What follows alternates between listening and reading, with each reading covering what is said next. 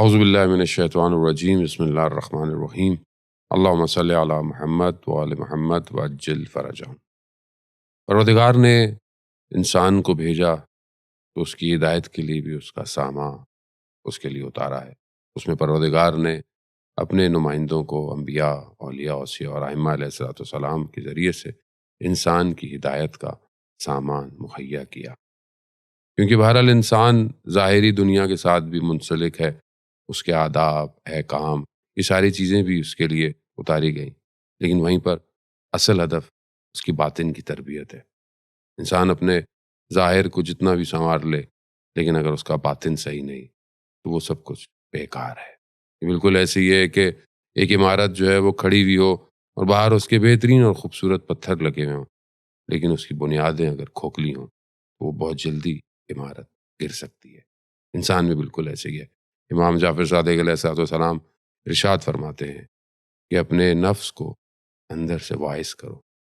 جو شخص اپنے درون کو، اپنے باطن کو واعظ اور نصیحت نہیں کر سکتا، اس کا ظاہر کسی کام کا نہیں۔ عزیزان محترم، ایک اور پوڈ کاسٹ کے ساتھ آپ کی خدمت میں حاضر ہیں۔ پچھلے مہینے ماہ رجب کا پوڈ کاسٹ آپ کے ساتھ کیا۔ آج ہم اسی اسپریچولیٹی کو لے کر، معنویت کی گفتگو کو لے کر، ماہ شعبان کی گفتگو کے ساتھ آپ کی خدمت میں حاضر ہیں۔ ماہ شعبان پیغمبر اکرم صلی اللہ علیہ وآلہ وسلم کا مہینہ ہے۔ اس مہینے کی کیا فضیلت ہے، اس مہینے میں کیا اعمال ہیں، اور ہمیں اس مہینے کو کس طرح گزارنا ہے۔ آئیے سب سے پہلے بہرحال جو آج ہمارے ساتھ ہمارے علماء کرام موجود ہیں، بغیر کسی تمہید کے اور نہ ہی یہ کسی تعارف کے محتاج ہیں۔ پچھلے 2 پروگراموں میں آپ ظاہر ہے ان شخصیات سے واقف ہو چکے ہوں گے۔ بہرحال آج یہ ذمہ داری تھوڑی سی مجھے دی گئی ہے تو کوشش کروں گا کہ میں اسے بہتر طریقے سے ادا کروں۔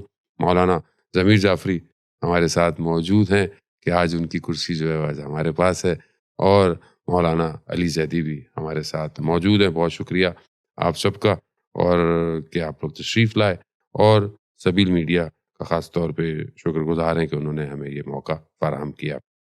جی مولانا ضمیر کے جیسے کہ ہمارے پچھلے پروگرام میں بھی گفتگو تھی کہ معنویت کتنا انسان کی زندگی میں تاثیر گزار چیز ہے۔ بسم اللہ الرحمن الرحیم۔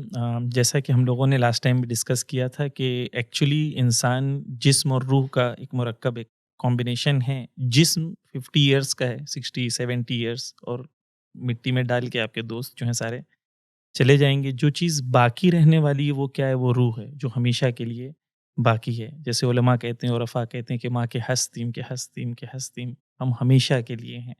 ہم اس دنیا میں جب بنائے گئے ہیں تو ہم ختم ہونے کے لیے نہیں بنائے گئے ہیں، ہم ہمیشہ باقی رہنے کے لیے بنائے گئے ہیں۔ اب وہ باقی کس فارم میں رہیں گے؟ اگر الہی صفتیں ہمارے اندر اور ہمارے درون میں، جیسے آپ نے کہا، اگر ہم نے اسے ایجاد کر دیا تو ہمیشہ خدا کے ساتھ، خدائی کے ساتھ باقی رہیں گے۔ اور اگر خدا نہ کرے وہی ناری صفت یا وہی شیطانی صفتوں کو اگر اپنے نفس کے اوپر ہم نے حاوی کیا تو وہی ہمیں باقی رہنا ہے۔ خدا نہ کرے کہ ان صفتوں کے ساتھ وہاں پر اس کے عذاب فیس کرنا ہے۔ تو اگر انسان جب یہ ریئلائز کر لے، جیسے نارملی کوئی انسان انویسٹمنٹ کرنا چاہتا ہے، کوئی چیز خریدنا چاہتا ہے، تو اگر کوئی ایک چیز خریدتا ہے، وہ ابھی خرید رہا ہے اور اس کی ویلیو ابھی بہت ہے، لیکن 2 دن میں ویلیو ختم ہو جائے گی، تو انسان اس میں انویسٹ نہیں کرتا۔ اس کے پاس اگر پیسہ ہے تو وہاں انویسٹ کرتا ہے۔ وہ انویسٹمنٹ جیسے پراپرٹی ہے یا دوسری چیزیں جو باقی رہنے والی ہے۔ تو انسان جب خود کو اینالائز کرے تو اسے یہ احساس ہونا چاہیے کہ میں جسم اور روح ہوں۔ جسم ختم ہونے والا ہے، اگر میں نے صرف جسم پہ توجہ دی، جو چیز باقی رہنے والی ہے وہ کون سی چیز ہے؟ وہ ہماری روح ہے، جو اصل ہے، جس کی طرف ہمیں توجہ کرنے کی ضرورت ہے۔ جی ہاں، قرآن بھی جو ہے اس طرف بہت مختلف جگہوں پہ اشارہ فرماتا ہے، وَالْآخِرَةُ خَيْرٌ وَأَبْقَىٰ۔ یعنی بہرحال وہ آخرت، وہ جو دوسرا، یا یوں کہیں کہ بہرحال آخرت اس معنی میں بھی ہے کہ مطلب ایک معنی یہ ہے تو دوسری چیز جو پلٹے، جیسے دنیا بہرحال اگر ایک کتاب کی جلد ہے تو دوسری طرف اس کی جو ہے وہ آخرت ہے۔ البتہ دونوں اپنے اس کے اندر ضروری ہیں۔ بالکل جیسے بالکل ایسا ہی ہے۔ شروع کریں، بسم اللہ الرحمن الرحیم۔ بہت بہت شکریہ۔ بالکل ایسا ہی ہے کہ دونوں ضروری ہیں۔ امام کا قول ہے کہ الدنیا مزرعۃ الآخرہ، کہ اسی دنیا کے ذریعے سے جو ہے جو بھی آخرت میں آپ کو پانا ہے وہ اسی دنیا کے ذریعے سے، اور اسی طرح جسم کو بھی جو ہے وہ ایک وسیلہ بنایا گیا روح کے لیے. روح جو ہے وہ اس مادی دنیا میں جسم کے ذریعے سے آتی ہے اور اعمال وغیرہ انجام دے سکتا ہے انسان. جس طرح بالکل آپ نے فرمایا کہ انسان کے اندر ایک روح ہے اور ایک بدن ہے. اکثر علماء اعمال کو بھی اس طرح سے دیکھتے ہیں, کہتے ہیں اس کے دو زاویے ہیں. خود عمل کا بھی ایک جسم ہے اور ایک روح ہے.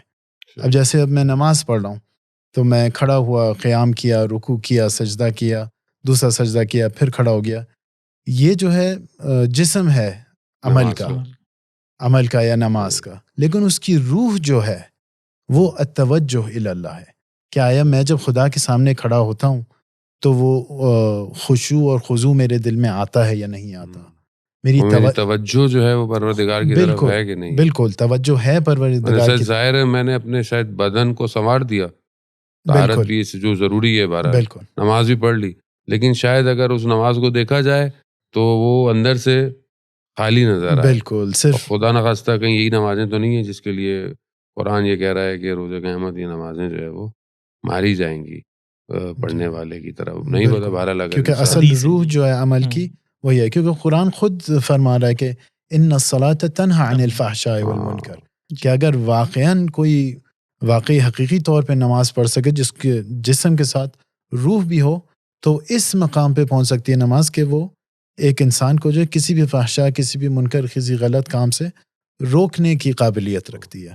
یہاں بہرحال ہم یہ دیکھیں کہ اصل جو چیز ضروری ہے وہ توجہ ہی ہے. بالکل. یعنی جب بہرحال ہم اعمال کی گفتگو کرتے ہیں یا ان مہینوں کا خاص طور پہ ماہ رجب اور شعبان اور ماہ مبارک رمضان کی گفتگو کرتے ہیں اور جہاں دیکھتے ہیں کہ اس میں اعمال ہے, اصل بہرحال ٹھیک ہے اعمال کاؤنٹنگ اپنی جگہ, لیکن اصل وہی انٹرنل توجہ ہے کہ انسان متوجہ رہے. اور کتنے خوبصورت بہرحال ایک روایت ہے کہ حضرت محمد مصطفیٰ صلی اللہ علیہ وسلم کے ساتھ حضرت فاطمہ سلام اللہ علیہا تشریف فرما تھیں, تو ایسے میں حضرت جبرائیل علیہ السلام نازل ہوئے اور انہوں نے کہا کہ رسول خدا فاطمہ کو میرا سلام دیجئے اور ان سے کہیے کہ خدا نے پوچھا ہے کہ اگر کوئی آرزو ہے, کوئی خواہش ہے تو اس کو بیان کیجئے.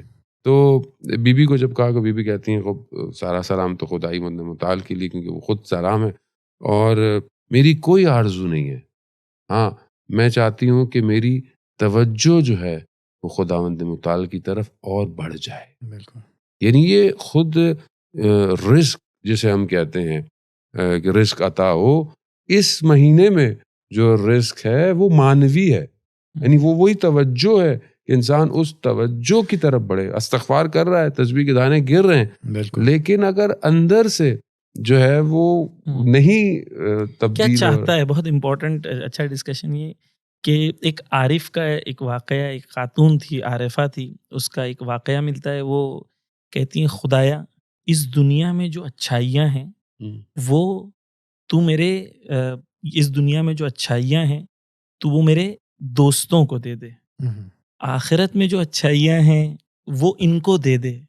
سب کے لیے دعا کر رہی ہے, آخرت کی اچھائیاں ان کو دے دے. وہ شخص اس کے قریب رہتا ہے یا اس کی جو بھی ان سے سوال کرتے ہیں ان کے شاگرد کہ خاتونی ہوں گی ظاہر ان کی, کہ آپ نے اپنے لیے کچھ نہیں مانگا, آپ کیا چاہتی ہیں؟ تو وہ کہتی ہے میں صرف خدا کو چاہتی ہوں, خدا سے کم پہ میں راضی نہیں ہوں. یعنی وہ جو آپ کہہ رہے ہیں کہ کچھ لوگ اللہ کو کہتے ہیں کہ جب خدا مل جائے گا تو سب کچھ مل جائے گا. خدا سے چیزوں کو چاہنا یا خدا کو چاہنا یہ فرق ہے ہم جیسے لوگوں میں اور وہ عرفاء میں, جیسے وہ اپنے آپ کو خدا تک پہنچانا چاہتے ہیں. جو خدا نے بھی کہا نفخت فیہ من روحی, خدا نے انسان کے نفس میں اپنی روح کو پھونکا ہے. اور حقیقت میں روز قیامت وہی سوال ہوگا کہ وہ جو میں نے پھونکا تھا, وہ ویلیوز, وہ ڈیوائن ایٹریبیوٹس جو تمہارے اندر تھے, وہ کتنے تم نے لوٹا سکے اپنے ہماری طرف. تو وہی توجہ کی جو بات ہے, وہ توجہ کس چیز کے لیے. کچھ لوگ انہیں جیسے روایتوں میں عبادت گزار کی 3 قسمیں, جو خدا کو ایک چاہتے ہیں, خدا سے تاجر کی طرح عبادت کرتے ہیں کہ خدایا میں نے یہ کیا, مجھے کتنا ملے گا, مجھے کتنے جھاڑ ملیں گے, کتنا گھر ملے گا. دوسرے وہ ہیں جو خدا سے غلام کی طرح عبادت کرتے ہیں کہ خدا اگر میں نے نہیں کیا تو جہنم میں جلا دیا جاؤں. لیکن حقیقی عبادت کس کی ہے؟ امام کہتے ہیں اس کی عبادت جو خدا کو لائق عبادت سے اور حب کی نیت سے خدا کی عبادت کرے. تو ماہ شعبان جو ہم لوگ اسپریچویلٹی کی گفتگو کر رہے ہیں وہاں پر یہ ہے کہ وہی توجہ، وہی خدا کو چاہنا، صرف خدا کے لیے عمل کو انجام دینا. اور یہیں پر کوانٹٹی ورسز کوالٹی کی بھی ڈسکشن آ سکتا ہے کہ رادر دین کوانٹٹی بہت زیادہ ہو، تھوڑی دیر کی عبادت ہو لیکن وہ عبادت کے اندر وہ کوالٹی ہو، وہ کنیکشن وائی فائی کا جو کنیکشن ہے. بہرحال یہ کہ علماء کی سیرت میں یہ بھی چیز بہت امپورٹنٹ نظر آتی ہے کہ آیت اللہ میر باقری بیان فرما رہے تھے کہ ان کے استاد جو تھے آیت اللہ محقق اصفہانی کے بہرحال کافی بڑے استاد تھے، وہ کہتے ہیں ان کے ہاتھ میں تسبیح تھی اور وہ کچھ پڑھ رہے تھے. تو آیت اللہ عظم بہجت نے ان سے پوچھا کہ کیا پڑھ رہے ہیں؟ تو ان کا میں دن میں 1000 دفعہ سورہ قدر کی تلاوت کرتا ہوں. کیونکہ اتنے بڑے استاد تھے اور مقاصد پہ اور رسائل پہ حاشیہ ہے ان کا، اور اس پر جو ہے وہ معتقد ہیں کہ میں اتنا اذکار کروں یقیناً توجہ کے ساتھ. وہ خود فرماتے ہیں کہ جب نجف اشرف میں تھے تو مولا امیر علیہ الصلوۃ والسلام کے حرم میں کھڑے ہو کر ڈیلی 1000 دفعہ سورہ قدر پڑھتے تھے. یعنی دوسری طرف ہماری یہ بھی توجہ ضروری ہے کہ مطلب ہم صرف بعض اوقات یہ چکر میں نہ رہیں کہ ٹھیک ہے کوالٹی امپورٹنٹ ہے تو ہم کوانٹٹی کی طرف توجہ نہ دیں، لیکن بہت سی جگہوں پر جو کوانٹٹی ہے وہ ریکمینڈڈ ہے ائمہ کی طرف سے. اعمال جو شاید اس لیے بھی ہے کہ اگر آپ اتنی بار پڑھتے ہیں تکرار کریں گے تو وہ دیکھیں بالکل ایسی ہے کہ قطرہ ہے، اب قطرہ گرتا رہے تو پتھر میں سوراخ کر ہی دیتا ہے.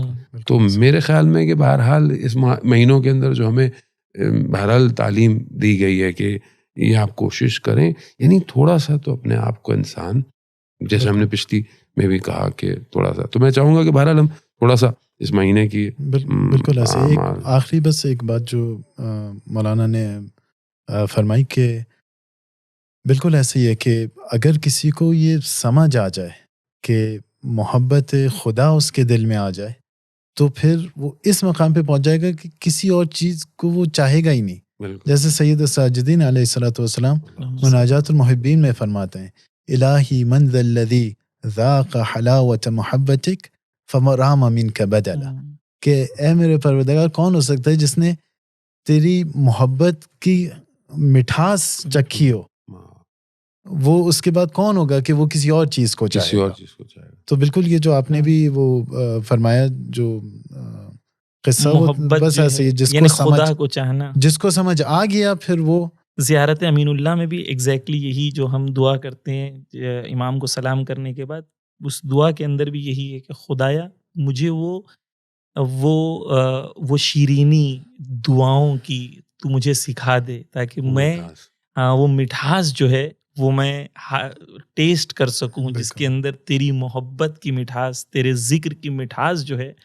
آیت اللہ بہجت سے بھی نقل ہے کہ آیت اللہ بہجت کہتے ہیں کہ اگر کوئی انسان اگر عبادت کی حقیقت کو یا عبادت کے لطف کو، مزے کو ایک بار چکھ لے، پوری دنیا کی دولت اس کے سامنے رکھ دی جائے گی، وہ اسے ٹھکرا دے گا، لیکن اس کو وہ نہیں ٹھکرا سکتا، کیونکہ وہ حقیقت وہی ہے کہ جسم نہیں ہے. جیسا آپ نے اسٹارٹ میں کہا کہ عبادت کی جسم نہیں ہے، عبادت کی روح ہے جس کی طرف جو ہے ہمیں متصل ہونا ہے.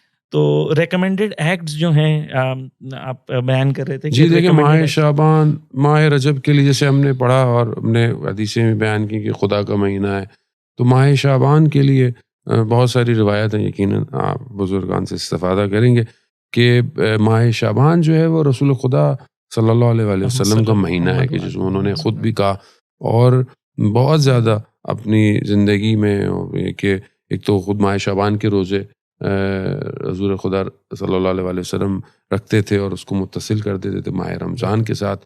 اور ائمہ علیہ السلام سے بھی متواتر حدیثیں ہیں. امام جعفر صادق علیہ السلام سے کئی دفعہ صاحب آئے، انہوں نے کہا تمہیں نہیں پتہ یہ کون سا مہینہ ہے؟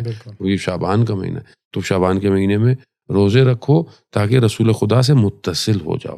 یعنی ماہ بہرحال اس کے ثواب تو بہت سارے ہیں کہ اس مہینے کے اندر جو بہرحال فرشتے جو ہے وہ بہت زیادہ احترام کرتے ہیں، اور کہتے ہیں کہ کچھ جو مانوی ہیں ارزاق ہیں کچھ کہ جو اس مہینے کے اندر جو ہے وہ تقسیم کیے جاتے ہیں. فرشتے جو ہیں وہ اس مہینے کے اندر جنت کو بہت زیادہ زینت دیتے ہیں تیاری کے لیے، اور اس کی ایک وجہ بھی ہے کہ بہرحال آپ دیکھیں کہ ایک روزہ یا چند روزے رکھنا اس مہینے میں انسان کو بہشت کی طرف لے کے جاتا ہے. تو بہرحال اگر اس معاملے میں کچھ جی ایک بالکل اسی کے بارے میں ظاہراً جو روایات سے سمجھ آتا ہے ان میں یہی ہے کہ ایک جو سب سے زیادہ تاکید کی گئی ہے وہ روزے کی ہے اس مہینے میں. تو ایک حدیث بھی ہے جہاں پہ امام فرماتے ہیں کہ رسول صلی اللہ علیہ وسلم جب شعبان کا مہینہ شروع ہوتا تھا تو ایک منادی کو بھیجتے تھے، اور وہ منادی آواز بلند کرتا تھا کہ اے اہل یثرب، اے مدینہ والوں، یہ جو ہے کہ میں رسول ہوں تمہاری طرف آیا ہوں، اور یہ شعبان جو ہے شعبان و شہری، کہ شعبان جو ہے وہ میرا مہینہ ہے، تو جو مجھے میری مدد کرے گا اس مہینے میں وہ جو ہے خدا اس کو مطلب برکت دے انشاءاللہ. اور پھر امیر المومنین علیہ الصلوۃ والسلام کے اسی روایت کی ذیل میں ہے کہ جب سے میں نے یہ منادی کی آواز سنی تھی ایک دفعہ بھی ایسا نہیں ہوا کہ کوئی شعبان کا میرا روزہ چھوٹا ہو. اور پھر دعا کرتے ہیں کہ انشاءاللہ آخری وقت تک، آخری دن تک جو ہے کبھی ایسا نہ ہو کہ مجھ سے ایک بھی روزہ چھوٹے. اور رسول صلی اللہ علیہ وسلم جیسا آپ نے فرمایا کہ متصل کرتے تھے اس مہینے کے روزوں کو اگلے مہینے سے. تو جی بالکل ایسے ہی. جی روزہ رکھنے کے سلسلے میں آخری 3 دن جو ہے اس کے سلسلے میں بھی ہے کہ آخری جو ماہ شعبان کے آخری 3 دن اس کے لیے بہت عظیم ثواب لکھا گیا ہے کہ 3 دن جو آخری روزے رکھتے ہیں اور تاکہ ماہ رمضان سے متصل ہوں. ایکچولی ماہ رمضان کے آخری 10 دن جو آنے والے ہوتے ہیں، ماہ شعبان کے آخری 10 دن وہ وائبز جو ہیں ماہ رمضان کے وائبز جو آنا ہے وہ شروع ہو جاتے ہیں. اور مومنین جو زیادہ روزہ رکھ سکتے ہیں وہ کوشش کریں زیادہ روزہ رکھیں. لاسٹ ٹائم ڈسکس ہوا تھا کہ روزہ رکھنے کا مطلب یہ نہیں کہ رسپانسبلٹیز جو ہیں وہ چھوٹ جائیں، لیکن روزہ رکھیں. خصوصاً جوان جو ہمارے ماشاءاللہ جوانی کا عالم ہے، تو جوانی کا بیسٹ عالم ہوتا ہے، اس میں ہی انسان کی اسٹرینتھ سب سے زیادہ ہوتی ہے، اس میں روزہ رکھنے کی کوشش کریں. اور آخری 3 دن جو ہے اس کے لیے بہت تاکید کی گئی ہے کہ وہ 3 دن روزہ رکھا جائے. رسول سے حدیث ہے کہ 3 دن روزہ رکھا جائے اور اسے متصل کر دیا جائے ماہ رمضان سے، تاکہ انسان جو ہے وہ پہلا دن ماہ رمضان کا ریئلائزیشن نہ ہو کہ میں روزہ رکھ رہا ہوں، بلکہ وہ 3 دن یہ بھی ہے کہ اگر 2-3 دن رکھے تو اس کو پورے مہینے کا روزہ ماہ شعبان کا جی ثواب بھی مل جاتا ہے. تو بہرحال بات وہی ہے، جیسے انشاءاللہ توفیق ہوگی اگر ماہ رمضان کے پروگرام کرنے کی کہ اس میں روزے کے متعلق ایک امام سجاد علیہ السلام کی طرف سے حدیث ہے جو فرماتے ہیں کہ رسول کہتے تھے کہ شعبان و شہری کہ یہ میرا مہینہ ہے، فَصُومُوا هَذَا الشَّهْرَ حُبًّا لِنَبِيِّكُمْ وَتَقَرُّبًا إِلَىٰ رَبِّكُمْ. مطلب وہ نیت بتا رہے ہیں کہ یہ اس میں جب روزہ رکھو، یہ وہی جو پچھلی حدیث ہم نے بیان کی تھی کہ کس طرح سے مدد کوئی انسان کر سکتا ہے نبی کی. نبی کہتے ہیں کہ یہ میرا مہینہ ہے، اس میں میری مدد کرو. تو روزوں کے ذریعے سے، دعاؤں کے ذریعے سے، صلوات جو ہے ایک جنرل ایک صلوات، ایک تو خاص صلوات ہے اس مہینے کا، جنرل صلوات جو آپ کا ریگولر صلوات ہے اس کی بہت تاکید ہے کہ زیادہ پڑھا جائے. جی زیادہ پڑھا جائے. استاد عابدینی ایک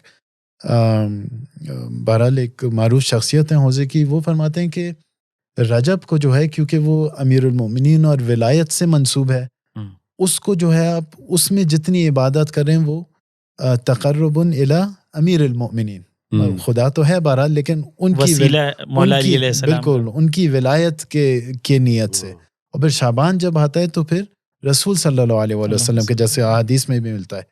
اور پھر جب ماہ مبارک رمضان آتا ہے تو پھر مطلب وہ الٹیمیٹ ظاہر ہے، یعنی اپنے آپ کو آہستہ آہستہ آمادہ کر اسٹیپ بائی اسٹیپ اصل جو یوں کہہ لیں ایک فلسفی ماہ شعبان کی، یا ماہ شعبان یعنی اپنے آپ کو نبوت میں ضم کرنا ہے. یعنی پیغمبر اکرم صلی اللہ علیہ وسلم میں، کیونکہ بہرحال انسان کی روزمرہ کی زندگی گزر رہی ہے اور محبوب کبریا سے بہتر کوئی ذات دنیا کے اندر نہیں ہے. اور بہرحال ہماری اپنی کوتاہی ہے کہ ہم نے رسول خدا صلی اللہ علیہ وسلم کی شخصیت کو نہ اس طرح ہم بیان کر پاتے ہیں، اور اس میں لیکن میری اپنی غلطی ہے. دوسرا یہ کہ بہرحال وہ جو ان سے انسیت ہے، وہ جو عشق ہے، وہ جو محبت ہے، اس کو اپنے وجود سے اب ہمیں کب موقع ملے. یعنی بس ایک ان کی جو ولادت کا دن ہے اس دن ہم مثلا میلاد منائیں رسول خدا کی، اس کے بعد بہرحال یہ کہ وہ جو سنت ہے پیغمبر صلی اللہ علیہ وآلہ وسلم ہے اس کو اپنی زندگی میں لانا، اور خود شخص ہے پیغمبر صلی اللہ علیہ وآلہ وسلم سے وہ محبت کا اظہار کرنا. اور جب وہ خود فرما رہے ہیں کہ اس مہینے میں میری مدد کرو، یعنی میں اطاعت کرو میری.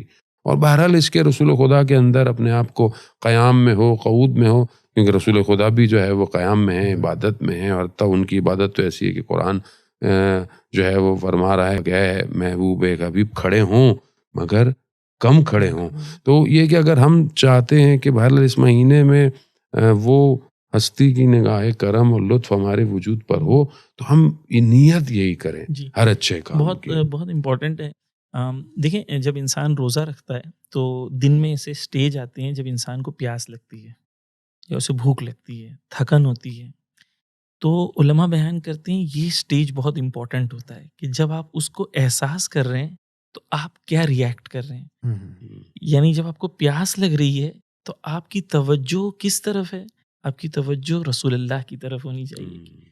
رسول اللہ کی طرف توجہ کر کے انسان کہے کہ یہ جو پیاس ہے میں تیری محبت میں، آپ کی محبت کی وجہ سے میں پیاس کو برداشت کر رہا ہوں.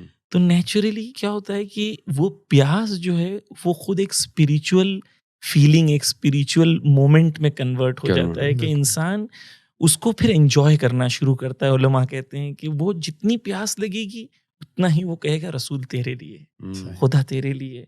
یعنی تو وہ ایک بہت امپورٹنٹ ہے کہ کنیکشن. اور یہاں پر ہر فیل کرے، جیسے کہ آغا نے بھی کہا، جو ہر فیل کرے وہ فیل اس لیے کرے کہ رسول تیرے لیے کر رہا ہوں. قرآن میں خود جو ہے ایک آیت میں اشارہ کرتا ہے قرآن کے عزیز علیہ ما عنتم حریص علیکم، کہ رسول کی کیا کیفیت ہے. تو قرآن فرمانا ہے کہ بھلے روزے کی حالت میں ہو جو کہ ایک بہت ہی معمولی سی سختی ہے، جتنی آپ کے لیے اوپر سختی ہیں عزیز علیہ، بہت مشکل ہے رسول کے اوپر. وہ اگر ایک مومن کو، ایک مسلمان کو کسی بھی مشکل میں دیکھتا ہے.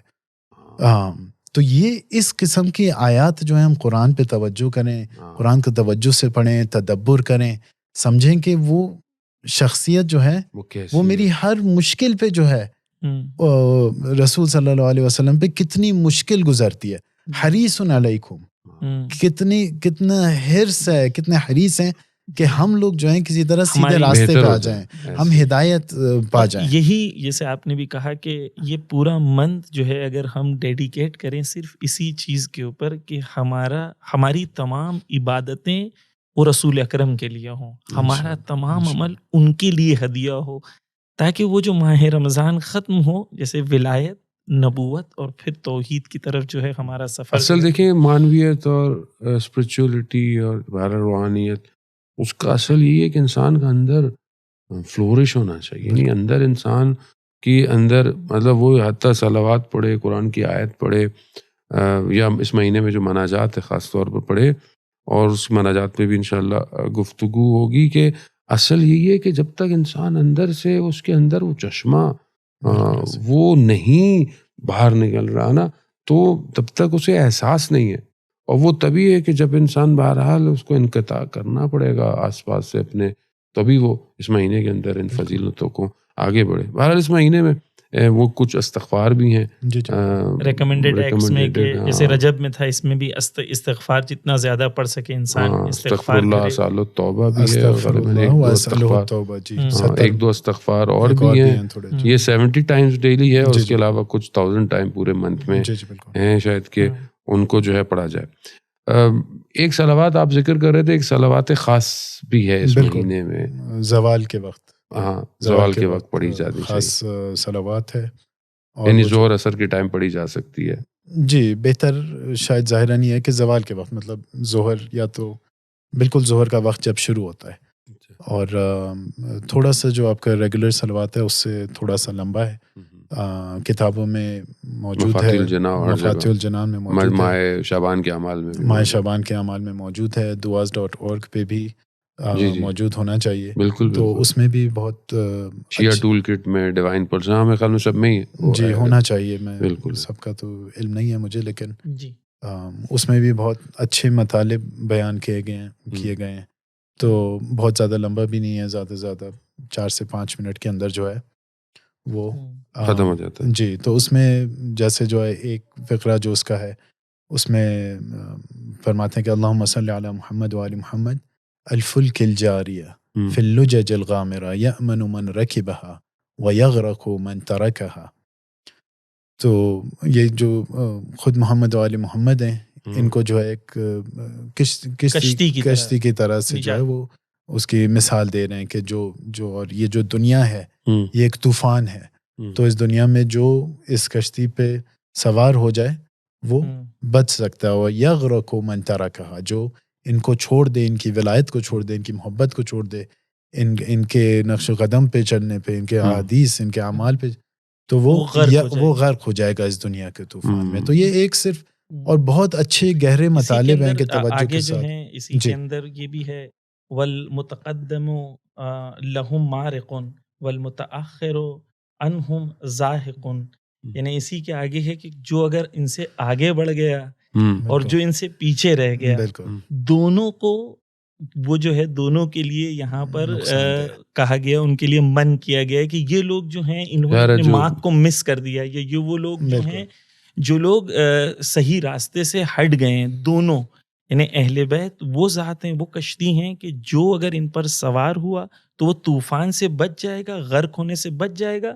لیکن اگر ان سے کوئی آگے بڑھ گیا تو وہ بھی نابود ہے، یا جو پیچھے رہ جائے تو وہ بھی. یعنی یہ دیکھیں دونوں منزل جو ہمارے یہاں بہت ہی امپورٹنٹ ہیں، کیونکہ کچھ لوگ جو ہیں وہ 13 رجب ہے تو جو دل چاہے گا وہ کریں گے، کیونکہ 13 رجب ہے، 15 شعبان ہے تو بس وہ جو ہے معاف ہے، ہر چیز معاف ہے اور ہر چیز جو دل چاہے نہ. اہل بیت نے کہا جو آگے بڑھ جائے وہ بھی. اور ایک دوسرا ہمارے یہاں پرابلم یہ بھی ہے کہ کچھ لوگ کہتے نہیں وہ تو اہل بیت ہیں، ہم ان کے راستے پہ کیسے چلیں. تو یہ بھی ان پر بہت بڑا ظلم ہے، کیونکہ ہم ہدایت تب پا سکتے ہیں جب ہم انہیں اسوہ حسنہ مانیں. سری آیت ہے قرآن کی، وَلَقَدْ كَانَ لَكُمْ فِي رَسُولِ اللَّهِ أُسْوَةٌ حَسَنَةٌ. سری آیت ہے قرآن کی. قرآن چاہتا ہے کہ ہم ان کے نقش قدم پہ چلیں، ان کے اعمال کو جو ہے وہ. یہ اس میں 6 بار صلوات ہیں، اسی صلوات میں 6 صلوات ہیں، اور صلوات کے اندر بہت اچھے مفاہیم ہیں. تو انشاءاللہ مومنین جو ہیں اس کا لنک جو ہے کوشش کریں گے کہ دوستان جو ہے کمنٹ میں ڈسکرپشن میں ایڈ کر دیں، تاکہ جو لوگ بعد میں پڑھنا چاہیں وہ پڑھ سکتے ہیں انشاءاللہ. تو ایک اہم خود امام خمینی رضوان اللہ تعالیٰ بھی ریکمینڈ کرتے تھے کہ بار بار پڑھا جائے، وہ ایک صلوات شعبانیہ ہے، اور دوسرا جو ہے مناجات شعبانیہ ہے، جس کے بارے میں خاص طور پر امام خمینی رضوان اللہ تعالیٰ بہت تاکید کرتے تھے. اور ان کا کہنا یہ ہے کہ اگر انسان کچھ حاصل کرنا چاہتا ہے اس مہینے میں، اگر توجہ کرے مناجات شعبانیہ کے مفاہیم پہ، تو امام خمینی رضوان اللہ تعالیٰ، جس کے بارے میں آیت اللہ خامنئی بار بار کہتے ہیں کہ یہ ایک عام انسان نہیں تھے، یہ عارف تھے، خدا سے متصل تھے. خصوصاً جب مولا کائنات کا ذکر کرتے ہیں امام خمینی تو بہت عجیب ہے، بہت مسکرا کے امام خمینی کا مولا کائنات کا ذکر کرتے تھے. خود ایک مولا علی کے عشق میں ڈوبا ہوا انسان، لیکن وہ جب آ کے ماہ شعبان کی تعریف کرتے ہیں تو ماہ شعبان کو کہتے ہیں کہ مناجات شعبانیہ ضرور پڑھیں. اگر آپ توجہ دیں گے، وہ تاکید کرتے ہیں، اگر آپ توجہ دیں گے مفاہیم کی طرف اس کی، تو آپ یقیناً کہیں نہ کہیں پہنچ جائیں گے. جی ہاں.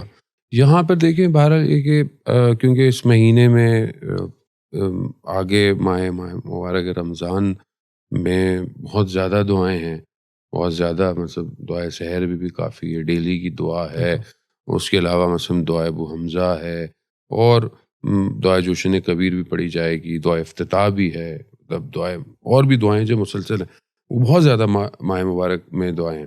لیکن اس مہینے میں جو مناجات شعبانیہ کسی مولانا نے اس کی طرف اشارہ کیا، ایک تو یہ ہے کہ یہ وہ مناجات ہے جو امام خمینی رضوان اللہ تعالیٰ علیہ فرماتے ہیں کہ یہ وہ مناجات ہے کہ جو تمام ائمہ نے اس کو جو ہے وہ بیان کیا ہے، یعنی پڑھا ہے. باقی ساری بھی دعائیں بھی یقیناً.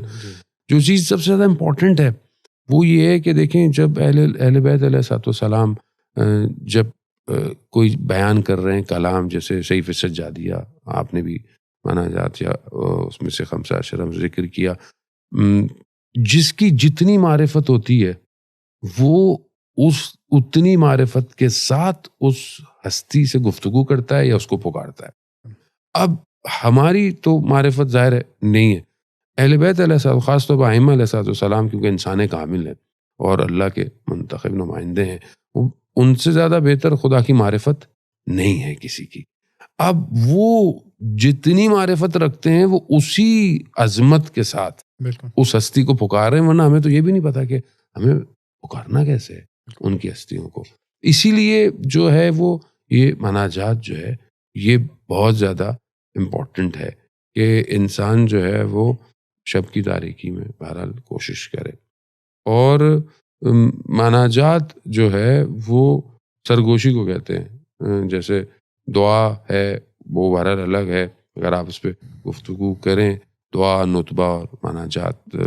جی بالکل، یہ جس طرح سے دعا شروع ہوتی ہے کہ واسمع دعائی اذا دعوتک واسمع ندائی اذا نادیتک واقبل علی اذا ناجیتک۔ تو دعا کے لیے اور ندا کے لیے جو ہے وہ ایک ہی لفظ استعمال کرتے ہیں امام علیہ الصلوۃ والسلام، کہتے ہیں کہ جب میں دعا کروں تو دعا مطلب پکارنا ہے، ندا جو ہے ظاہراً ایک تھوڑا اور بلند پکارنا ہے۔ تو امام تقاضا کرتے ہیں خدا سے کہ واسمع دعائی، میری دعا کو سنو جب میں دعا کروں، یا میری ندا کو سنو۔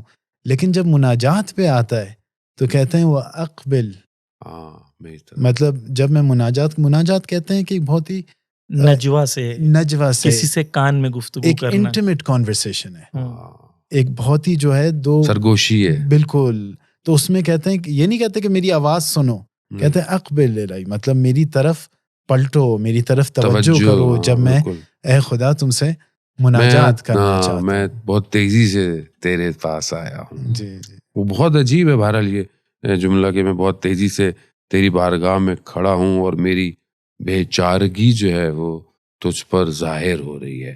یعنی واقعاً عرفا بیان کرتے ہیں کہ اگر اس دعا، اس مناجات کے جملوں پہ ذرا سا بھی غور کیا جائے نا تو انسان واقعاً جو ہے وہ اس دنیا سے منقطع ہو جائے گا اور اس جگہ پہنچ سکتا ہے کہ جو بہرحال اسی کے شعر میں علماء بیان کرتے ہیں کہ وہی جو فرار کرنے کی منزل ہے، غیر اللہ سے اللہ کی طرف فرار کی بات ہو رہی ہے کہ خدایا میں، یعنی علماء بیان کرتے ہیں کہ یہ ایسا ہے جیسے کہ انسان بس یہ ہر وہ چیز جو غیر اللہ ہے، جو اللہ کے علاوہ ہے، اس سے انسان فرار کر کے اللہ کی طرف جانا چاہتا ہے۔ یعنی اس کیفیت کو اس مناجات میں ذکر کیا گیا ہے کہ آپ اپنے آپ کو خدا کے سامنے ایسا محسوس کریں، جو آج ہمارے پاس ایک چیلنج ہے کہ دنیا کے اندر بہت ساری بار یہ ہوتا ہے کہ بہت سارے لوگوں کے پاس جب چیزیں ہوتی ہیں تو خدا کی نیڈ ان کی زندگی میں ختم ہو جاتی ہے۔ بہت بڑی چیلنج ہے کہ جب انسان کے پاس کچھ نہیں ہوتا ہے تو انسان کی آنکھوں میں آنسو ہوتا ہے، جب انسان مریض ہوتا ہے، بیمار ہوتا ہے، مشکلیں ہوتی ہیں تو آنکھوں میں آنسو ہوتا ہے، لیکن جب سب کچھ آ جاتا ہے تو خدا، جیسے قرآن میں کہتا ہے کہ وہ کشتی جب خشکی میں آ جاتی ہے تو انسان خدا کو بھول جاتا ہے، جیسے پکارا ہی نہیں تھا کبھی خدا کو، جیسے قرآن کی آیت ہے۔ تو بس یہاں پر وہ ہے کہ ہر غیر اللہ سے اللہ کا سفر، یعنی علماء اس کی تشریح کرتے ہیں اس مناجات کے اندر، یہ اہم پوائنٹ ہے کہ یہ مہینہ وہ مہینہ ہے جہاں پر انسان یہ آئیڈینٹیفائی کرے کہ اس کی زندگی میں کیا غیر اللہ ہے، کون سی چیز ہیں جو اسے اللہ سے دور کر رہی ہیں، ان سے اسے فرار کر کے اور خدا کی بارگاہ میں سفر کرنا ہے اس طریقے سے کہ وہ فرار کر کے آ رہا ہے۔ فَفِرُّوا إِلَى اللَّهِ، فِرُّوا إِلَى اللَّهِ جو قرآن میں ہے۔ اصل میں وہی ہے کہ بہرحال خود مناجات تو یہ ایسی ہے کہ ہمارا اس پہ ایک کمپلیٹ پروگرام جو ہے وہ اگر خدا میں توفیق دے تو ہم اس پہ کریں، بہرحال ہمیں بھی خدا توفیق دے کہ ہم بہرحال اس مناجات کو پڑھیں، کیونکہ بہرحال اسی کا فراز ہے کہ پروردگار میں اپنے گناہوں کے اقرار کو تیری بارگاہ میں وسیلہ لے کر آیا ہوں، وہ کیونکہ مطلب اور میرے پاس کچھ نہیں ہے، اگر تو نے مجھے رسوا کر دیا تو کوئی نہیں ہے۔ تو بہرحال گفتگو تو بہت ہے، لیکن بہرحال اس مہینے کے اندر میں چاہوں گا، وقت ہمارے پاس بہت تھوڑا محدود ہے، کہ ایک تو اس مہینے کے اندر آیات بہت ہیں، ولادت امام حسین علیہ السلام ہے، ایک روایت سے زینب سلام اللہ علیہ کی بھی ولادت ہے، حضرت عباس علیہ السلام کی ہے، امام سجاد علیہ السلام کی ہے، اور بہرحال آگے جہانانے جو ہیں حضرت علی اکبر علیہ السلام کی بھی ہے. وہ بہرحال یہ سلسلہ جو اور زیادہ اس مہینے کو بہت روشن کر رہی ہے وہ 15 شعبان ہے. 15 شعبان کے لیے البتہ 15 شعبان کے لیے روایات ہیں رسول اکرم صلی اللہ علیہ وسلم کے سورہ حضرت جبرائیل تشریف لائے اور انہوں نے کہا کہ رسول خدا کو کہ اٹھیے، یہ رات جو ہے وہ بہت امپورٹنٹ رات ہے اور یہ عبادت کی ہے، اور اس مہینے میں اس رات میں خدا اپنی رحمت کے دروازوں کو جو ہے وہ کھول دیتا ہے. اور بہت ساری روایت ہیں کہ اس میں بہت ساری ایسی چیزیں خدا کی بارگاہ سے آ رہی ہوتی ہیں جو رزق کی حالت میں ہیں جیسے لکھا جا رہا ہے. لیکن وہیں پر پروردگار نے اس بہترین رات میں اپنے آخری حجت کو جو ہے وہ رکھا ہے اور ان کی ولادت کو رکھا ہے، کہ جو بہرحال ہمارے لیے سب سے زیادہ پرمسرت ہے، اہم ہے، کیونکہ ہمارے وقت کے مولا ہیں، آقا ہیں، سید ہیں، اور انہی کے وجود سے ہمارے وجود ہے، انہی کے وجود سے پوری کائنات کا وجود ہے، انہی کے وجود سے پھولوں میں رنگ ہے، خوشبوئیں ہیں، ہوائیں ہیں. ان کا وجود اگر ہے تو ہم سب کو ہیں، اور ہمیں وہی انتظار ہے کہ وہ یوسف زہرا جو ہے وہ روشن ہو، واضح ہو، تاکہ بہرحال یہ دنیا عدالت کی طرف جائے. جی دیکھیں، ایک عجیب کیفیت مومن کی ہوتی ہے 15 شعبان کو. ایک یہ کیفیت ہے کہ وقت کے امام کی ولادت ہے تو اس کی خوشی ہے، لیکن ساتھ میں یہ بھی کیفیت ہوتی ہے کہ وہ امام غائب ہے، ظاہر نہیں ہے. تو اور دوسری چیز یہ ہے کہ جیسا کہ ہم نے اسپریچویلٹی کے سلسلے میں گفتگو کی تھی کہ وہ ہمیں رسپانسبل بناتا ہے، ہمیں ذمہ داری کا احساس دلاتا ہے. تو 15 شعبان وہ رات ہے جس رات میں انسان اکیلے بیٹھے اور اپنے آپ کو وقت کے امام سے ان کے سامنے اپنے آپ کو حاضر کرے اور اپنا ایک مارک شیٹ لے کے امام کے سامنے حاضر ہو. پچھلے سال میں نے کیا کیا آپ کے لیے، کیا چیز لے کے حاضر ہوا ہوں، اور اگلے سال تک کے لیے میرے پاس آپ کے لیے کیا پلان ہے. وغیرہ خوشیاں تو ہم منا لیں گے، بالکل، لیکن ان کے ظہور کے لیے، ان کی غیبت کو ختم کرنے کے لیے یہ خوشی کیسے سبب بن رہی ہے، کیسے وسیلہ بن رہا ہے. جیسے اہل بیت کا ذکر ہے، تمام مناجات، صلوات، یہ سب اس لیے تاکہ ہمارا دل ان سے متصل ہو. دل متصل جب ہوگا تو ہمیں ذمہ دار بنائے گا، اور جب ذمہ دار بنائے گا تو 15 شعبان وہ رات ہے تجدید عہد کریں، بیعت کریں وقت کے امام کے ساتھ. خصوصاً جوان جو ہے جی ہاں، وہ بالکل. اپنے لیے اس دنیا کو چھوڑ اور کے، اصل دیکھیے معنویت اور یہ روحانیت ہے اس لیے انسان ظاہر ہے جب تک اندر سے پاک ہو، اور یہ پاک ہو کر کہاں جائے. ظاہر ہے جو اصل پاکیزگی کے لیے مقناطیس ہے وہ تو وقت امام ہی ہے، کہ انسان ظاہر پاکیزہ ہوگا تو ہی پھر باقی عمل کرے گا اور آگے کی طرف بڑھے گا. وہ بہرحال مزید ہمیں جو ہے وہ کیا اپنے آپ کو اس اسپریچولیٹی اور امام زمانہ خود یہ جو نیمہ شعبان 15 شعبان کی جو شب ہے، خاص طور سے اس کی بہت تاکید کی گئی ہے. ایک روایت میں امام فرماتے ہیں کہ لیالی القدر، جو لیلۃ القدر ہیں 3 یا باقی روایت کے مطابق جو بھی ہیں، ان کے بعد جو ہے سب سے اہم شب ہے 15 شعبان کی جو شب ہے. تو اس میں جیسے مولانا نے بھی فرمایا کہ انسان اپنے ایک محاسبہ کرے اپنے اعمال کا. ایک پوائنٹ جو میں ادھر بیان کرنا چاہوں گا، عرض کرنا چاہوں گا کہ اکثر ہم، اور انشاءاللہ امید ہے کہ آپ لوگ بھی شیئر کریں گے، جو لوگ جو ہیں مشرف ہوتے ہیں، ملاقات کرتے ہیں امام سے، تو اکثر جوانوں میں یہ سوال ہوتا ہے کہ مولانا ہم کیا کریں کہ ہم امام سے ملاقات کر سکیں. تو ایک عالم نے اس کا بہت خوبصورت جواب دیا تھا. انہوں نے وہی جو شروع میں ہم نے بات کی تھی کہ ایک جسم ہوتا ہے، ایک روح ہوتی ہے، عمل کا دیکھ لیں یا انسان کا دیکھ لیں. اس کا انہوں نے کہا کہ بہت اچھی بات ہے کہ اگر کوئی مطلب تشرف حاصل کر سکے، ملاقات کر سکے امام سے. بہرحال کچھ قصوں میں ہم یہ بھی سنتے ہیں کہ امام نے فرمایا کہ اپنے آپ کو ایسا بناؤ کہ تمہیں نہ پڑے، ہم آ جائیں خود. لیکن یہ جو عالم ہے اس کو اس طرح سے پیش کرتے ہیں کہ آپ اگر فرض کریں کہ انشاءاللہ اس 15 شعبان کو آپ کو توفیق ہو کہ امام آپ کے سامنے آ جائے، انشاءاللہ کیا کہیں گے آپ امام سے؟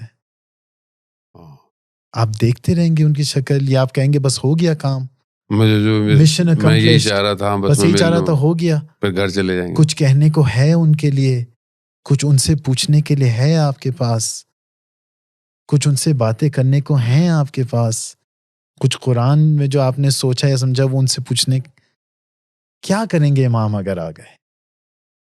تو وہ کہتے ہیں کہ بالکل اس میں کوئی شک نہیں ہے کہ یہ بہت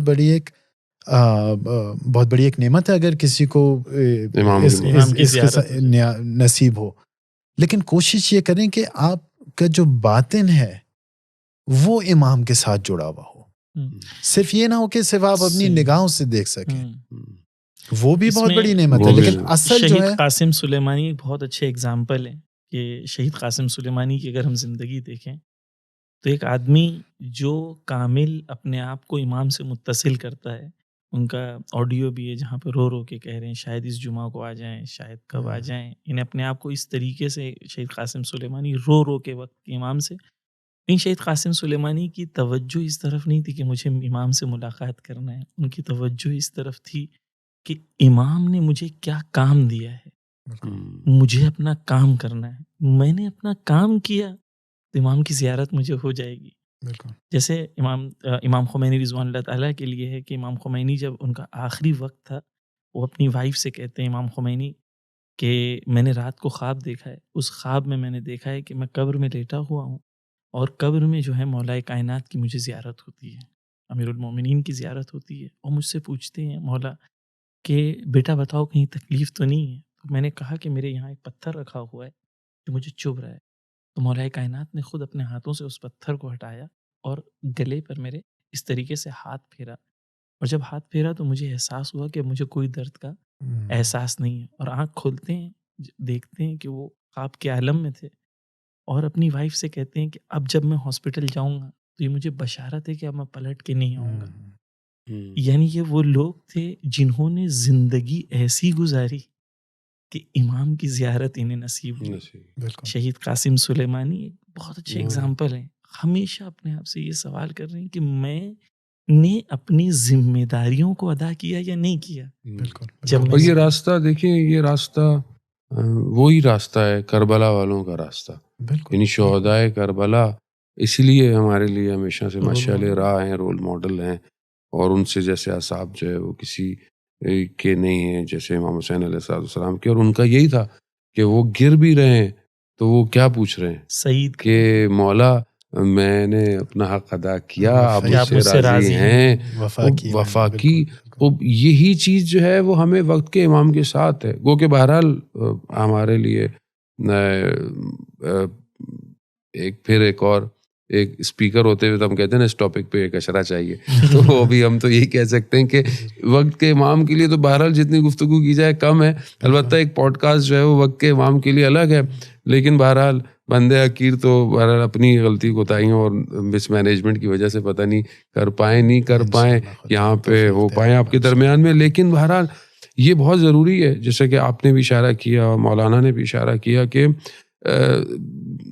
ہماری ملاقات ہو، ہم سے بھی لوگ بہت سارے ملتے رہتے ہیں، اور بہرحال میں کئی دفعہ کہہ بھی چکا ہوں پوڈ کاسٹ میں بھی کہ لوگ سمجھتے ہیں کہ شاید میری امام سے ملاقات ہوئی ہے، اور ایک دفعہ تو میری بیٹی نے مجھے کہا کہ بابا ان کا حرف وزنی امام زمان، اتنی آپ امام زمان کی گفتگو کرتے ہیں، خوب شما کے امام را دیدی، آپ یقین کریں بہرحال بچے تھے لیکن اپنے اندر سے بہرحال رونا بھی آتا ہے، اور بعض اوقات میں نے دیکھا کسی نے کہا کہ یار مولانا کی ملاقات نہیں ہوئی ابھی تک تو ہمارا کیا ہوگا، لیکن بات وہی ہے، اصل ہدف یہ ہے کہ میں امام کو نہیں دیکھ پا رہا، ٹھیک ہے اس میں میری کوتاہی ہے، دوسری طرف فلسفہ غیبت بھی یہی ہے کہ فلسفہ غیبت یہ ہے کہ مطلب ہر کسی کو دیکھنا اس میں نہیں ہے، دوسرا کہ جب تک امام خود نہ چاہیں کوئی نہیں دیکھ سکتا، گو کہ امام برابر میں کھڑے ہوئے ہوں، گو کہ امام ساتھ ہوں اس کے، لیکن جب تک امام اس کو خود اجازت نہ دیں۔ تیسری چیز جو سب سے زیادہ امپورٹنٹ ہے وہ یہ ہے کہ میں امام کو نہیں دیکھ رہا، امام تو مجھے دیکھ رہے ہیں نا، یہ تو میرا ایمان ہے، یہ میرا عقیدہ ہے،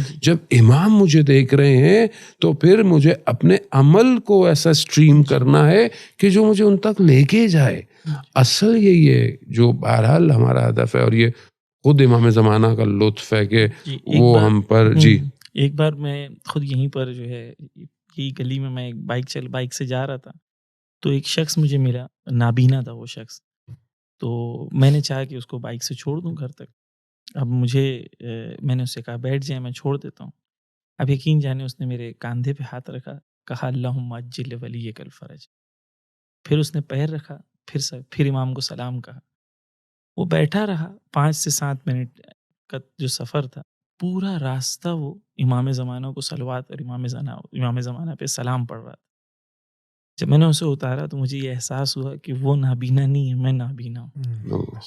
یہ بہت امپورٹنٹ ہے کہ جیسا کہ آپ نے بھی کہا کہ ہم اپنے آپ کو، یعنی اگر ہم اپنے آپ کو کیسے کنیکٹ کر رہے ہیں ان سے.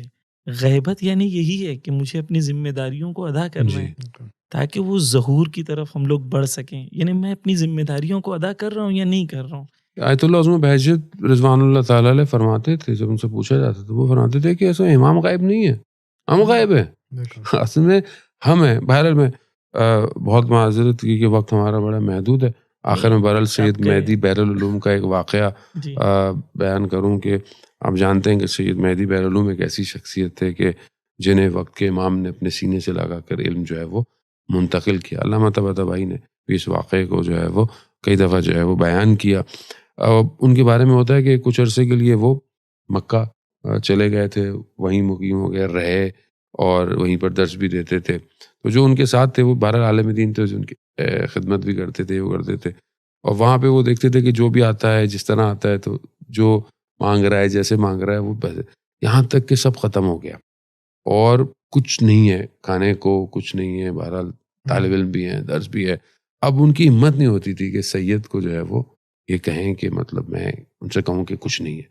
بہرحال ایک دن انہوں نے جب کچھ زیادہ ہو گیا تو ان کی سید مہدی بحر العلوم کی جو تھی وہ صبح اٹھتے تھے اور اس کے بعد وہ حرم خداوند متعال یعنی کعبہ جاتے تھے اور اس کے بعد واپس آتے تھے اور اس کے بعد پھر درس جو ہے وہ شروع کرتے تھے. اسی طرح وہ صبح نکلے، جائیں لگے تو انہوں نے ان کی حالت دیکھی کہ کیا ہوا. تو کہا میں کہنا تو نہیں چاہ رہا تھا لیکن مشکل یہ کہ کچھ بھی نہیں ہے اور طالب علم بھی ہیں اور یہ بھی ہیں. تو بہرحال خاموش رہے، گئے اور خدا کے گھر اور وہاں سے نماز طواف کر کے واپس آئے اور پھر کمرے میں چلے گئے. اور پھر جو ہے وہ کمرے کو انہوں نے کچھ کہا کہ اس کو تھوڑا سا چیزوں کو صاف کرو، مرتب کرو. تو دیکھا کہ کسی نے کہا کہ کوئی آیا ہے، ایک خادم نے کہا دوڑتے ہوئے کہ سید کو کوئی آیا ہے.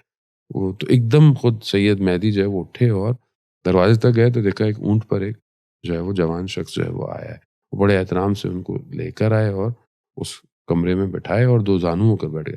اب وہ جو شخص بہرحال ان کے ساتھ تھے وہ کہتے میں نے کبھی سید کو اس طرح کسی کے آگے اتنا مؤدب نہیں دیکھا کہ یہ کون سی ایسی ہستی اور شخصیت ہے کہ کس کے آگے اس طرح بیٹھے ہوئے. خیر میں دروازے کونے پہ بیٹھا اور دیکھتا رہا ایک عجیب سی حالیت میں. اور وہ جوان نے ایک پرچہ نکالا اور اس پر کچھ لکھا اور سید کو دیا. سید نے لیا اور ہاتھ کو ان کے بوسہ دیا، جو کہ میں خود حیران ہو گیا کہ سید جو ہے وہ کسی ہاتھ کا بوسہ لے رہے ہیں. پھر ان کو دروازے تک بڑے احترام سے چھوڑا اور چلے گئے. فوراً میرے پاس آئے اور میں عجیب سختے میں تھا کہ یہ کون ہے شخص. یہ سوال میرے ذہن میں آ رہے تھے. انہوں نے مجھے پرچہ پکڑایا، کہا کہ جو یہ حوالہ ہے فلانے پہاڑ جو قریب ہے اس کے قریب میں ایک صرافی دکان ہے، اس کے بعد جاؤ اور اسے یہ حوالہ لے کر آؤ. خیر میں دوڑتا کہ میں نے کہا شاید کوئی تاجر ہوگا، کیا ہوگا. میں وہاں گیا، جب میں وہ پہنچا اس کے پاس دکان پہ تو اس نے مجھے بولا کہ 4 مزدور لے کر آؤ، یعنی سامان زیادہ ہے تم لے. تو خیر میں تھوڑا سا آگے گیا تو مجھے 4 مزدور مل گئے. میں ان کو لایا تو 4 بڑی بڑی جو ہے وہ بڑی جو ہے وہ بوریوں کو رکھوا کر تک پہنچایا. سید نے جب وہ چیزیں دیکھی تو کہ ان مزدوروں کو نہ پتہ، کھول کر دیکھا تو ہر بوری میں جو تھے وہ پیسے بھرے ہوئے تھے. خیر اس میں سے مزدوروں کو دیا اور پھر ان کو جو تھے ان کے ساتھ ان کو یہ لو رکھو اور رکھو. اب میں پریشان تھا یہ شخص کون ہے اور کتنا. تو دوسرے دن میں صبح فوراً دوبارہ دوڑتا ہوا اس پہاڑ کی طرف گیا کہ میں اس دکان والے سے پوچھوں کہ یہ حوالہ کس کا تھا. لیکن جیسے ہی میں وہاں گیا تو نہ مجھے وہ دکان نظر آئے نہ مجھے وہ شخص. جس سے پوچھوں بولے یہاں تو کوئی دکان نہیں ہے. تو پھر میرے ذہن میں آیا کہ جب وہ شخص اندر تشریف لائے تھے ایک خاص خوشبو تھی، ایک خاص حال و ہوا تھی. بس جیسی میں نے یہ محسوس کیا میں نے اپنا سر اپنے ماتھے پہ اور میں گریہ کرنے لگ گیا. کوئی اور نہیں تھا، وقت کا ہے وہاں. یعنی بہرحال سید کے ارتباط، رابطے، ہماری زندگی جو ہے نا وہ مشکلات میں، چیزوں میں اصل چیز جو ہے وہ ہمارا رابطہ ہے. دیکھیں جو پوائنٹ بہت امپورٹنٹ ہے وہ یہ ہے کہ ہم جتنے بھی مومنین ہیں ہم لوگ ہمیشہ پوچھتے ہیں امام کے سلسلے میں، لیکن ہم میں سے کوئی بھی ایسا شخص نہیں ہوگا جس نے زندگی میں ایک بار امام کی مدد کو محسوس نہ کیا ہو. یعنی امام کا وجود اگر ہم محسوس کرنا چاہتے ہیں ہمیشہ سے، تو کوئی بھی ہم میں سے جتنے بھی ایک عام انسان بھی ہوگا، جب وہ تکلیف میں تھا اس نے وقت کے امام کو پکارا اور امام نے مدد کی ہے. ہر انسان خود جب اپنی زندگی میں اپنی خود کو محسوس کرے گا تو وہ یہ خود وہی ہے اس کا نا. احساس ہو جائے گا. یہ وہ عرفا جو ہیں اس کو الگ منزل پہ دیکھتے ہیں، لیکن ایسا نہیں ہے کہ صرف عارفوں کے لیے ہے. امام زمانہ کا وجود ہم میں سے کوئی بھی ایسا شخص نہیں ہوگا جب وہ رویا ہو، اس کی آنکھوں سے آنسو نکلا ہو اور اس کا اثر امام کے لطف و کرم کے اور امام کے وسیلے میں اس نے نہ دیکھا ہو. بس خالی ہماری توجہ نہیں ہوتی ہے. امام جب مدد کر رہے ہوتے ہیں ہم اس وقت مدد لے رہے ہوتے ہیں، لیکن بعد میں پوچھتے ہیں کب ملاقات ہوگی. صرف یہ ہے کہ یہ مدد کے وقت امام بھی ہوتے ہیں، ہم بھی ہوتے ہیں، لیکن ایک پردہ ہوتا ہے. اس میں بھی بے شک وہی آیت قرآن جو رسول اللہ کے بارے میں صلی اللہ علیہ وسلم، بے شک ان کے بارے میں بھی کہ عزیز علیہ ما عنتم، خود امام بھی فرماتے ہیں کہ اگر ہمارا وجود نہ ہوتا بالکل تو دشمن تمہیں جو ہے وہ چیر پاڑ کرتے. کوئی شک نہیں. بہرحال گفتگو تو ایسی ہے. ایک پوائنٹ میں ایڈ کرنا چاہ رہا تھا نصرت بھائی کہ یہی پوائنٹ جو ہے کہ مومن کو ملاقات کے لیے سے زیادہ اس کے لیے دعا عہد پڑتا ہے، تو اسی لیے تو کلیئر ہے نا کہ جب میں قبر میں جاؤں گا تو مجھے اٹھایا جاؤں گا. صحیح. میں کفن سے اٹھایا جاؤں گا، امام سے متصل ہوں گا. بالکل. یعنی اس میں شک نہیں ہے مومن کے دل میں کہ میری آج ملاقات ہو یا کل یا نہ ہو، لیکن اس وقت تو ہوگی. میرا اینڈ کہاں پر ہے؟ میرا اینڈ وہاں پر ہے.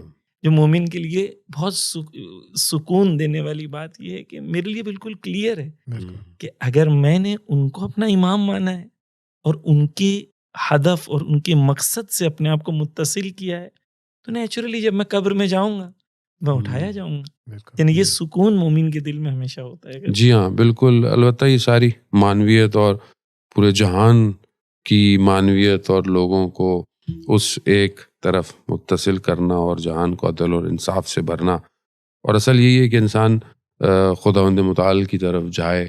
انبیاء کا مقصد بھی یہی تھا، اولیاء کا، ائمہ علیہ الصلوۃ والسلام کا مقصد یہی ہے انسان جو ہے وہ خدا کی طرف متصل ہو. اور رجوع خدا کا بھی وجود اس لیے ہے کہ وہ ہم سب کو خدا کی طرف جوڑے.